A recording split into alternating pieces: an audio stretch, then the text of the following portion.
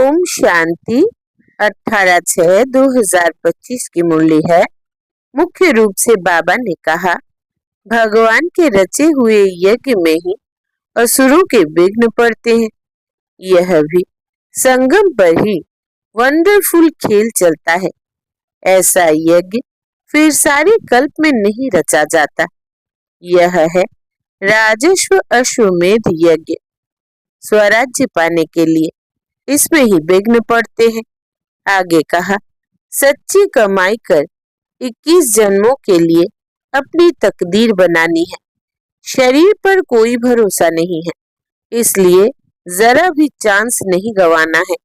नष्टो मोहा बनकर अपना सब कुछ रुद्र यज्ञ में स्वाहा करना है। अपने को अर्पण कर ट्रस्टी हो संभालना है। साकार बाप को फॉलो करना है। अब सुनते हैं महावाक्यों को विस्तार से। बाबा ने कहा, मीठे बच्चे, यह रुद्र ज्ञान यज्ञ स्वयं रुद्र भगवान ने रचा है। इसमें तुम अपना सब कुछ स्वाहा करो, क्योंकि अब घर चलना है। प्रश्न है, संगम युग पर कौन सा वंडरफुल खेल चलता है? उत्तर, भगवान के रचे हुए यज्ञ में ही असुरों के विघ्न पड़ते हैं। यह भी संगम पर ही वंडरफुल खेल चलता है। ऐसा यज्ञ फिर सारे कल्प में नहीं रचा जाता। यह है राजस्व अश्वमेध यज्ञ। स्वराज्य पाने के लिए इसमें ही विघ्न पड़ते हैं। ओम शांति। तुम कहाँ बैठे हो? इनको स्कूल अथवा यूनिवर्सिटी भी कह सकते हो। विश्वविद्यालय है, जिसकी ईश्वरीय ब्रांचेस है। बाप ने बड़ी से बड़ी यूनिवर्सिटी खोली है। शास्त्रों में रुद्र यज्ञ नाम लिख दिया है। इस समय तुम बच्चे जानते हो, शिव बाबा ने यह पाठशाला अथवा यूनिवर्सिटी खोली है। ऊंच से ऊंच बाप पढ़ाते हैं। यह तो बच्चों की बुद्धि में याद रहना चाहिए। भगवान हमको पढ़ाते हैं। इनका यह यज्ञ रचा हुआ है। इसका नाम भी बाला है, राजस्व अश्वमेध रुद्र ज्ञान यज्ञ। राजस्व अर्थात स्वराज्य के लिए, अश्वमेध यह जो कुछ भी देखने में आता है, इन सबको स्वाहा कर रहे हैं। शरीर भी स्वाहा हो जाता है। आत्मा तो स्वाहा हो नहीं सकती। सब शरीर स्वाहा हो जाएंगे, बाकी आत्माएं वापिस भागेंगी। यह है संगम युग। बहुत आत्माएं भागेंगी, बाकी शरीर खत्म हो जाएंगे। यह है सब ड्रामा। तुम ड्रामा के वश चल रहे हो। बाप कहते हैं, हमने राजस्व यज्ञ रचा है। यह भी ड्रामा प्लान अनुसार रचा गया है। ऐसे नहीं कहेंगे कि मैंने यज्ञ रचा है। ड्रामा प्लान अनुसार तुम बच्चों को पढ़ाने के लिए कल्प पहले मौफिक ज्ञान यज्ञ रचा गया है। मैंने रचा है, यह भी अर्थ नहीं निकलता।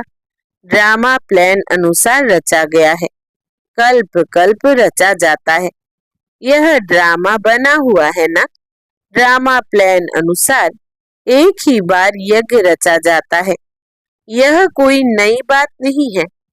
अभी बुद्धि में बैठा है। बरोबर 5000 वर्ष पहले भी सतयुग था। अब चक्र फिर रिपीट हो रहा है। फिर से नई दुनिया स्थापन हो रही है। तुम नई दुनिया में स्वराज्य पाने के लिए पढ़ रहे हो। पवित्र भी जरूर बनना है। बनते भी वही है जो ड्रामा अनुसार कल्प पहले बने थे, अभी भी बनेंगे। साक्षी हो, ड्रामा को देखना होता है और फिर पुरुषार्थ भी करना होता है। बच्चों को मार्ग भी बताना है। मुख्य बात है पवित्रता की। बाप को बुलाते ही है कि आओ पवित्र बनाकर हमको इस छीछी दुनिया से ले जाओ। बाप आए ही है घर ले जाने के लिए। बच्चों को पॉइंट्स तो बहुत दी जाती है। मुख्य बात फिर भी बाप कहते हैं, मन मना भव। पावन बनने के लिए बाप को याद करते हैं। यह भूलना नहीं चाहिए। जितना याद करेंगे उतना फायदा होगा। चार्ट रखना चाहिए, नहीं तो फिर पिछाड़ी में फेल हो जाएंगे। बच्चे समझते हैं हम ही सतो प्रधान थे। नंबरवार पुरुषार्थ अनुसार जो ऊंच बनते हैं उनको मेहनत भी जास्ती करनी पड़ेगी, याद में रहना पड़ेगा। यह तो समझते हो। बाकी थोड़ा समय है, फिर सुख के दिन आने हैं। बरोबर हमारे अथाह सुख के दिन आने हैं। बाप एक ही बार आते हैं, दुख धाम खलास कर अपने सुख धाम ले चलते हैं। तुम बच्चे जानते हो अभी हम ईश्वरीय परिवार में हैं, फिर दैवी परिवार में जाएंगे। इस समय का ही गायन है। यह संगम ही पुरुषोत्तम ऊंच बनने का युग है। तुम बच्चे जानते हो हमको बेहद का बाप पढ़ा रहे हैं। फिर आगे चल सन्यासी लोग भी मानेंगे, वो भी समय आएगा ना। अभी तुम्हारा प्रभाव इतना नहीं निकल सकता। अभी राजधानी स्थापन हो रही है, टाइम पड़ा है। पिछाड़ी में इस सन्यासी आदि भी आकर समझेंगे सृष्टि का चक्र कैसे फिरता है। यह नॉलेज कोई में है नहीं। यह भी बच्चे जानते हैं पवित्रता पर कितने विघ्न पड़ते हैं, अबलाओं पर अत्याचार होते हैं। द्रौपदी ने पुकारा है ना, वास्तव में तुम सब द्रौपदियां, सीताएं, पार्वतियां हो। याद में रहने से अबलाएं कुब्जाएं भी बाप से वर्षा पा लेती है। याद में तो रह सकती है ना। भगवान ने आकर यज्ञ रचा है, इसमें कितने विघ्न पड़ते हैं, अभी भी विघ्न पड़ते रहते हैं। कन्याओं को जबरदस्ती शादी कराते हैं, नहीं तो मार कर निकाल देते हैं। इसलिए पुकारती है हे पतित पावन आओ। तो जरूर उनको रथ चाहिए जिसमें आकर पावन बनाए। गंगा के पानी से पावन नहीं बनेंगे, बाप ही आकर पावन बनाए, पावन दुनिया का मालिक बनाते हैं। तुम देखते हो इस पतित दुनिया का विनाश सामने खड़ा है। क्यों ना बाबा का बन जाए, स्वाहा हो जाए। पूछते हैं स्वाहा कैसे हो, ट्रांसफर कैसे करें।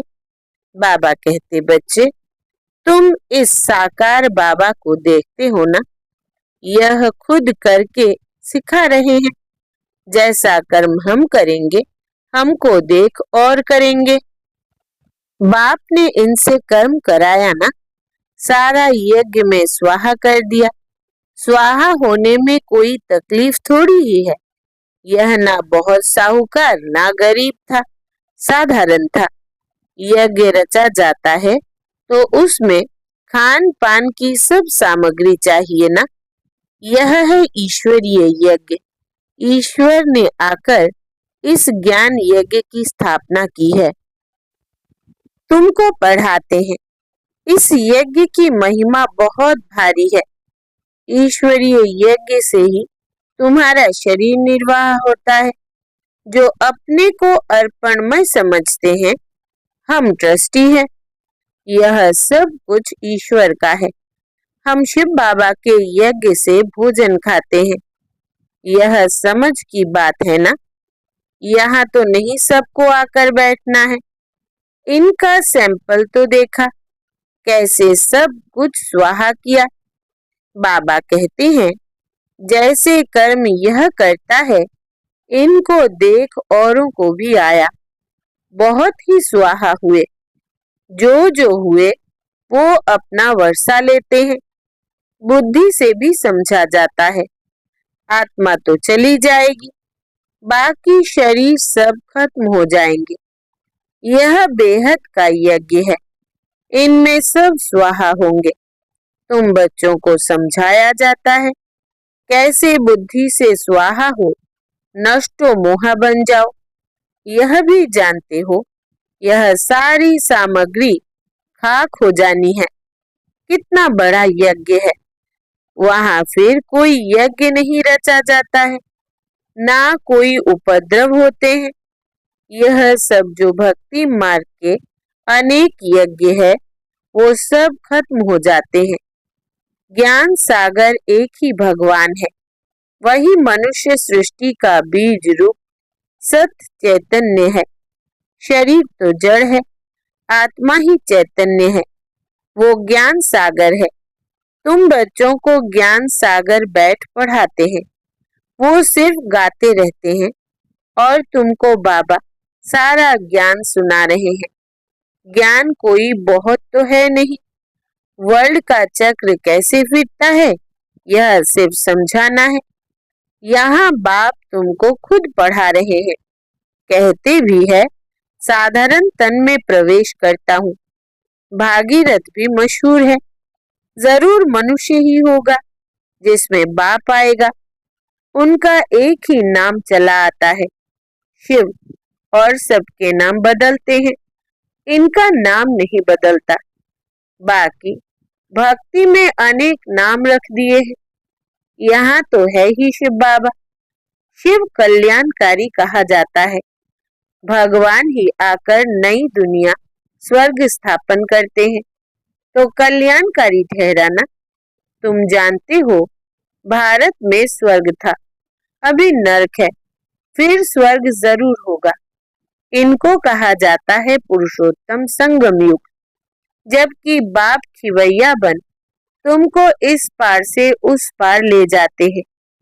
यह है पुरानी दुख की दुनिया, फिर जरूर नई दुनिया होगी ड्रामा अनुसार, जिसके लिए तुम अभी पुरुषार्थ करते हो। बाप की याद ही घड़ी घड़ी भूल जाती है, इसमें है मेहनत। बाकी तुमसे जो विकर्म हुए हैं उनकी सजा कर्मभोग के रूप में भोगनी ही पड़ती है। कर्मभोग अंत तक भोगना ही है, उसमें माफी नहीं मिल सकती है। ऐसे नहीं बाबा क्षमा करो, कुछ भी नहीं, ड्रामा अनुसार सब होता है, क्षमा आदि होती ही नहीं। हिसाब किताब चुकतू करना ही है। तमो प्रधान से सतो प्रधान बनना है, इसके लिए श्रीमत भी मिलती है। श्री श्री शिव बाबा की श्रीमत से तुम श्री बनते हो। ऊंचते ऊंच बाप तुमको ऊंच बनाते हैं, तुम अभी बन रहे हो, अभी तुमको स्मृति आई है। बाबा कल्प कल्प आकर हमको पढ़ाते हैं, आधा कल्प उनकी प्रारब्ध मिलती है। सृष्टि चक्र कैसे फिरता है इस नॉलेज की दरकार नहीं रहती। कल्प कल्प एक ही बार आकर बतलाते हैं कि यह सृष्टि का चक्र कैसे फिरता है। तुम्हारा काम है पढ़ना और पवित्र बनना, योग में रहना है। बाप के बनकर और पवित्र नहीं बनेंगे तो 100 गुना दंड पड़ जाएगा, नाम भी बदनाम हो जाता है। गाते भी है सदगुरु का निंदक ठहर ना पाए। मनुष्यों को पता नहीं कि यह कौन है। सत्य बाप ही सदगुरु सत टीचर होगा ना, तुमको पढ़ाते वो है। सच्चा सदगुरु भी है। जैसे बाप ज्ञान का सागर है, तुम भी ज्ञान के सागर हो ना। बाप ने तो सारा ज्ञान दे दिया है, जिसने जितना कल्प पहले धारण किया है उतना ही करेंगे। पुरुषार्थ करना है, कर्म बिगड़ तो कोई रह ना सके। कितने भी हठ योग आदि करते हैं वो भी कर्म है ना। यह भी एक धंधा है आजीविका के लिए। नाम होता है, बहुत पैसा मिलता है, पानी पर आग पर चले जाते हैं, सिर्फ उड़ नहीं सकते हैं, उसमें तो पेट्रोल आदि चाहिए ना। लेकिन इनसे फायदा तो कुछ नहीं, पावन तो बनते नहीं। साइंस वालों की भी रेस है, उनकी है साइंस की रेस और तुम्हारी है साइलेंस की। सब शांति ही मांगते हैं। बाप कहते हैं शांति तो तुम्हारा स्वधर्म है, अपने को आत्मा समझो, अपने घर चलना है शांति धाम, यह है दुख धाम। हम शांति धाम से फिर सुख धाम में आएंगे, यह दुख धाम खलास होना है। यह अच्छी रीति धारण कर फिर औरों को धारण कराना है। बाकी थोड़े रोज है। वो पढ़ाई पढ़कर फिर शरीर निर्वाह अर्थ माथा मारना पड़ता है। तकदीरवान बच्चे फौरन निर्णय ले लेते हैं कि हमें कौन सी पढ़ाई पढ़नी है, उस पढ़ाई से क्या मिलता है और इस पढ़ाई से क्या मिलता है। इस पढ़ाई से तो 21 जन्मों की प्रारब्ध बनती है, तो ख्याल करना चाहिए कि हमको कौन सी पढ़ाई पढ़नी है। जिसको बेहद के बाप से वर्षा पाना है वो बेहद की पढ़ाई में लग जाते हैं, परंतु ड्रामा प्लान अनुसार कोई की तकदीर में नहीं है तो फिर उस पढ़ाई में चटक पड़ते हैं। यह पढ़ाई नहीं पढ़ते, कहते फुर्सत नहीं मिलती। बाबा पूछते हैं कौन सी नॉलेज अच्छी, उनसे क्या मिलेगा और इनसे क्या मिलेगा। कहते हैं बाबा जिस्मानी पढ़ाई से क्या मिलेगा, थोड़ा करके कमाएंगे। यहाँ तो भगवान पढ़ाते हैं, हमको तो पढ़कर राजाई पद पाना है, तो ज्यादा ध्यान किस बात पर देना चाहिए। कोई तो फिर कहते बाबा वो कोर्स पूरा कर फिर आएंगे। बाबा समझ जाते हैं इनकी तकदीर में नहीं है। क्या होना है सो आगे चल देखना है। समझते हैं शरीर पर भरोसा नहीं है तो फिर सच्ची कमाई में लग जाना चाहिए। जिसकी तकदीर में है वही अपनी तकदीर जगाएंगे, पूरा जोर लगाना है। हम तो बाप से वर्षा लेकर ही छोड़ेंगे। बेहद का बाबा हमको राजाई देते हैं तो क्यों ना यह एक अंतिम जन्म हम पवित्र बनेंगे। इतने ढेर बच्चे पवित्र रहते हैं, झूठ थोड़ी बोलते हैं। सब पुरुषार्थ कर रहे हैं, पढ़ रहे हैं, फिर भी विश्वास नहीं करते। बेहद का बाप आते ही तब है जब पुरानी दुनिया को नया बनाना होता है। पुरानी दुनिया का विनाश तो सामने खड़ा है, यह बहुत क्लियर है। समय भी बरोबर वही है, अनेक धर्म भी है। सतयुग में होता ही एक धर्म है, यह भी तुम्हारी बुद्धि में है। तुम्हारे में भी कोई है जो निश्चय अर्जुन कर रहे हैं। अरे निश्चय करने में टाइम लगता है क्या? शरीर पर भी भरोसा थोड़ी है, जरा भी चांस गवाना नहीं चाहिए। इसकी तकदीर में नहीं है तो जरा भी बुद्धि में आता नहीं है। अच्छा, मीठे मीठे सिकिलधे बच्चों प्रति माता पिता बाप दादा का याद प्यार और गुड मॉर्निंग। रूहानी बाप की रूहानी बच्चों को नमस्ते। हम रूहानी बच्चों की रूहानी बाप दादा को याद प्यार, गुड मॉर्निंग और नमस्ते बाबा नमस्ते। धारणा के लिए मुख्य सार, पहला, सच्ची कमाई कर 21 जन्मों के लिए अपनी तकदीर बनानी है। शरीर पर कोई भरोसा नहीं है, इसलिए जरा भी चांस नहीं गंवाना है। दूसरा, नष्टो मोहा बनकर अपना सब कुछ रुद्र यज्ञ में स्वाहा करना है। अपने को अर्पण कर ट्रस्टी हूँ संभालना है। साकार बाप को फॉलो करना है। वरदान है, ईश्वरीय नशे द्वारा पुरानी दुनिया को भूलने वाले सर्व प्राप्ति संपन्न भव। विस्तार है, जैसे वो नशा सब कुछ भुला देता है, ऐसे यह ईश्वरीय नशा दुखों की दुनिया को सहज ही भुला देता है। उस नशे में तो बहुत नुकसान होता है, अधिक पीने से खत्म हो जाते हैं, लेकिन यह नशा अविनाशी बना देता है। जो सदा ईश्वरीय नशे में मस्त रहते हैं वो सर्व प्राप्ति संपन्न बन जाते हैं। एक बाप दूसरा न कोई, यह स्मृति ही नशा चढ़ाती है। इसी स्मृति से समर्थी आ जाती है। स्लोगन, एक दो को कॉपी करने के बजाय बाप को कॉपी करो। एक दो को कॉपी करने के बजाय बाप को कॉपी करो। अव्यक्त इशारे, आत्मिक स्थिति में रहने का अभ्यास करो, अंतर्मुखी बनो। अंतर्मुखी रहने वाले ही हर ज्ञान रत्न की गुह्यता में जा सकते हैं। ज्ञान की हर पॉइंट का राज क्या है और किस समय किस विधि से उसे कार्य में व सेवा में लगाना है, इस तरह से उस पर मनन करते उस राज के रस में चले जाओ तो नशे की अनुभूति कर सकेंगे। अच्छा, ओम शांति।